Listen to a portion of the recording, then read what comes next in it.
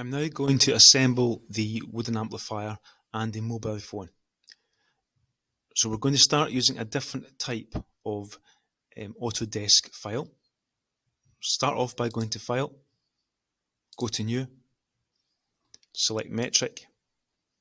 This time we're going to go for the 3 blocks together called standard millimeters. Double click.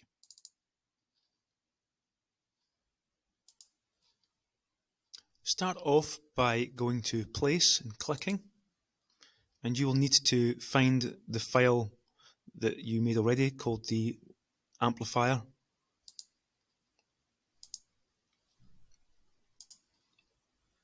Once you've found this, select Open. You might need to use the wheel to zoom out a little bit.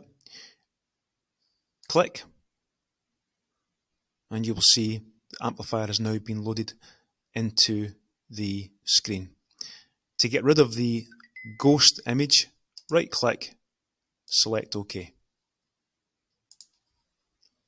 Before we do anything else, you need to be able to manipulate the model in this file. So start off by using your wheel to make sure that you can zoom the speaker away from you and that you can bring it back towards you with using the wheel alone. You can see that by moving the cursor, you can get the speaker to move in different ways. Remember, if you ever get confused and you can't see it anymore, simply double click the mouse wheel and it will come back. You will also need to rotate the model.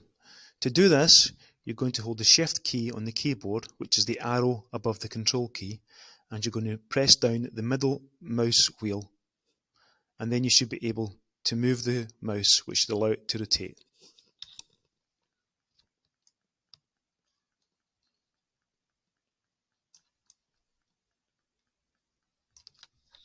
This should allow you to move the speaker to any view that you wish.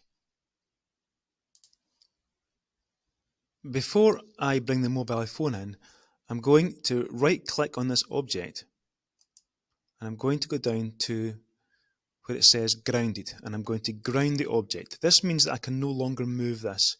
You can see there's a little pin with an arrow pointing towards the ground. You need to see this. This means that you've grounded this properly. I'm going to place the mobile phone. So if I click once, you can see a preview of it. Then I can open it. Click once again. And remember, right click and press OK to get rid of the ghost image. We're now going to constrain the mobile phone to the speaker. We do this by selecting Constrain. And we're going to select this surface, this green rectangle. And I'm going to constrain that surface to the bottom of the speaker. So this surface here. You'll hear a when it is constrained, but double check that it's right.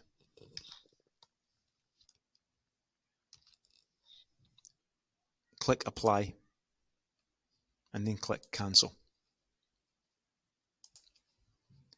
You'll know that this is now constrained with the base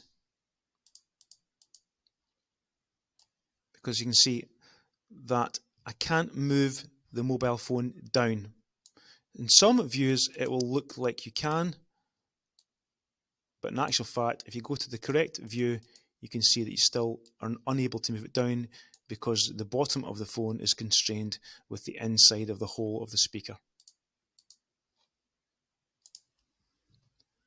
I'm now going to constrain the back of the phone, so this back edge with this back edge here. Again, click Apply, and then you can check and make sure that it is indeed constrained. So now we've constrained the base of the phone to the base of the hole and the back of the phone to the back of the hole. Again, if you're not sure, just check each view and it should make it clear whether you've done it correctly or not. But we still have one constraint to do before it's completely fixed together.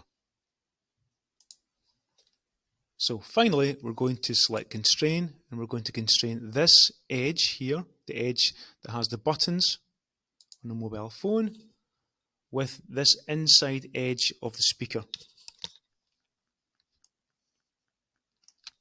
This edge here. Now if I move that, you can see, or you may be able to see, that the phone is quite tight against the edge of this side, and I want to bring it in so it's in the center. So we use this command called offset. We're going to change this to 4.5, and you might have noticed that the phone has moved, so there's now a 4.5mm gap between the edge of this and the edge of the speaker. Hit apply.